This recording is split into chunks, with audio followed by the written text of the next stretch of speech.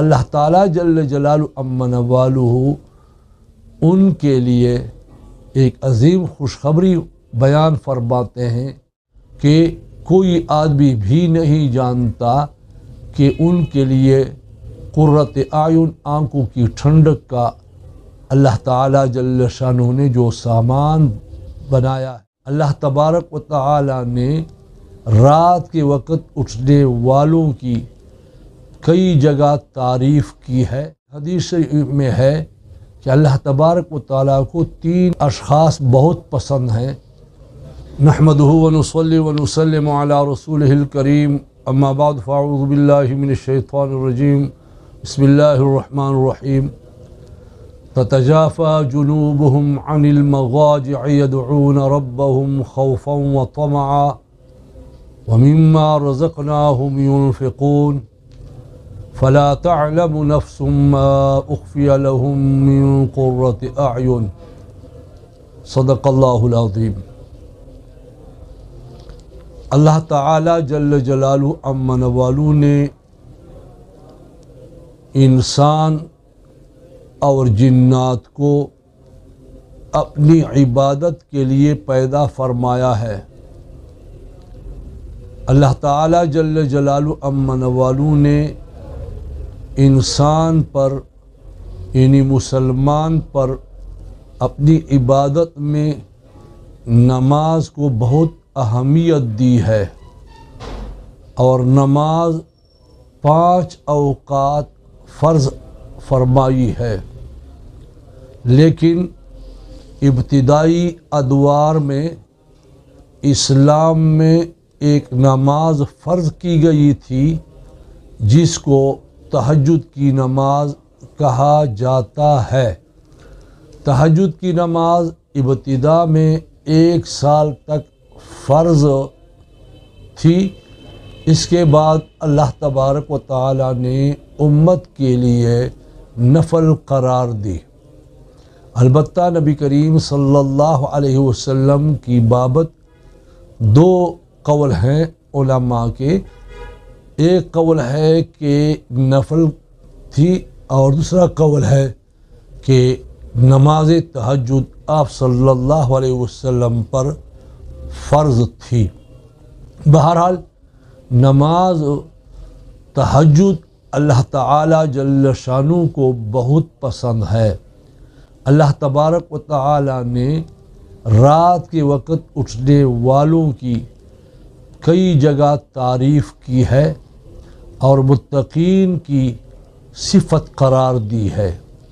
تتجافى جنوبهم عن المضاجع، متقین کی تعریف فرماتے ہیں کہ بستروں سے ان کے کروٹ جدا ہوتے ہیں۔ یدعون ربهم خوفا وطمعا، اور اپنے رب سے دعائیں مانگتے ہیں امید اور خوف کے ساتھ۔ اور اللہ تعالیٰ جل جلالہ عما نوالہ ان کے لیے ایک عظیم خوشخبری بیان فرماتے ہیں، فلا تعلم نفس ما اخفی لهم من قرۃ اعین، کہ کوئی آدمی بھی نہیں جانتا کہ ان کے لیے قرۃ اعین آنکھوں کی ٹھنڈک کا اللہ تعالیٰ جل شانہ نے جو سامان بنایا ہے، پیدا فرمایا ہے، وہ کوئی شخص بھی نہیں جانتا۔ اللہ تعالیٰ جل جلالہ عما نوالہ نے قرآن میں کئی جگہ تہجد پڑھنے والوں کی تعریف فرمائی ہے، اور ایک حدیث میں ہے کہ اللہ تبارک و تعالیٰ کو 3 اشخاص بہت پسند ہیں۔ ایک وہ آدمی ہے جو تہجد کے لیے اٹھتا ہے، اور دوسرا وہ قوم جو صف بندی کرتا ہے جہاد کے لیے۔ تو اس حدیث میں 3 آدمیوں میں 3 قسم کے اشخاص میں ایک وہ شخص ہے جو کہ تہجد کے لیے اٹھتا ہے اور اللہ تعالیٰ جل شانہ کے لیے کھڑا ہوتا ہے۔ تہجد اس کی فضیلت بہت ہے، صرف اتنا میں بتاتا ہوں، جیسا کہ کھانے میں نمک انتہائی ضروری ہے۔ بغیر نمک کے کھانا بے ذائقہ لگتا ہے، چاہے اس پر جتنا بھی آپ خرچہ کریں، لیکن نمک کے بغیر روٹی، اسی طرح پلاؤ، اسی طرح ترکاری بے ذائقہ لگتا ہے۔ اسی طرح عبادت جس میں تہجد کی نماز نہ ہو وہ بے ذائقہ ہے، اور یہ من دأب صالحین ہے۔ یہ صالحین یعنی اولیاء کے طریقوں میں سے ایک طریقہ ہے، یعنی یہ اولیاء کی عادت ہے کہ وہ تہجد پڑھتے ہیں، اور جو آدمی تہجد پڑھتا ہے تو وہ صالحین میں شمار ہو جاتا ہے۔ اور اس کا ایک عظیم فائدہ ہے، وہ یہ ہے کہ وہ مرتے دم تک تو دعا میں شامل ہوگا، مرنے کے بعد بھی وہ آدمی ایک عظیم دعا میں شامل ہوتا ہے، چاہے وہ اتنی پرانی ہو جائے کہ وہ بالکل مٹی ہو جاتا ہے، پھر بھی اس کے لیے ایک دعا میں حصہ مقرر ہے۔ وہ یہ ہے کہ 5 وقتہ نماز میں اور نفلوں میں، سنتوں میں جو آدمی بھی اتحیات پڑھتا ہے اور اتحیات میں السلام علینا وعلی عباد اللہ الصالحین پڑھتا ہے تو اس کے لیے بھی یہ دعا پہنچتی ہے جو یہ نیک آدمی ہوتا ہے، چاہے وہ مرا ہوا ہوتا ہے، کہ یا اللہ دنیا اور آخرت کی تکلیفوں سے،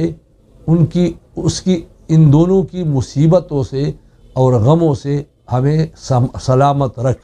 لہٰذا تہجد کی نماز آج کل تو ضرور پڑھ لیا کریں، لیکن جو آدمی تہجد کی نماز یہ آخری اوقات میں نہیں پڑھ سکتا تو اس سے یہ گزارش ہے کہ وہ عشاء کی نماز پڑھ کر، عشاء کی نماز پڑھنے کے بعد سنت جب پڑھتا ہے تو سنت کے بعد 2 رکعت یا 4 رکعت یا 6 رکعت یا 8 رکعت تہجد کی نیت سے پڑھے۔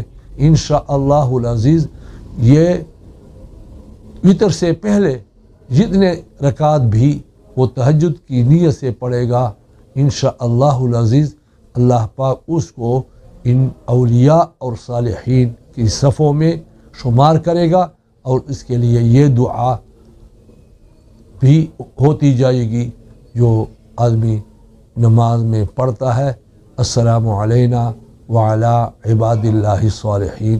اللہ تبارک و تعالی ہمیں تہجد پڑھنے کی توفیق نصیب فرمائے، اور اللہ تعالیٰ جل جلالہ امن والو تمام عبادات کو احسن طریقے سے ادا کرنے کی توفیق نصیب فرمائے۔